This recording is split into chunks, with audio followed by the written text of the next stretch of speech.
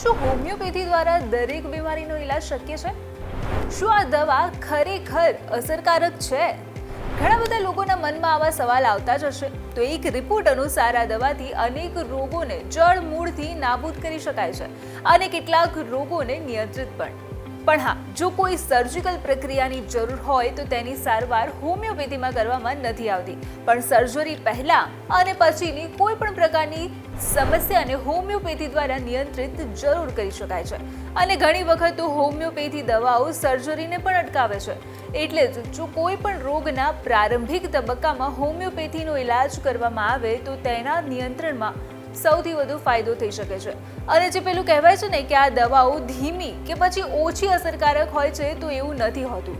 કેમ કે ઘણી હોમિયોપેથિક દવાઓ તાત્કાલિક રાહત આપી શકે છે. અને મેઇન એ છે કે આ દવાઓ પાતળા સ્વરૂપમાં હોય છે, જે શરીરમાં પ્રવેશ કરે છે અને નર્વસ સિસ્ટમ દ્વારા લોકોને રાહત આપે છે.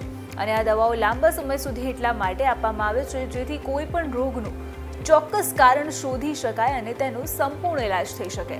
તો હવે તો ડાઉટ તમારો ક્લિયર થઈ જ ગયો હશે, રાઈટ?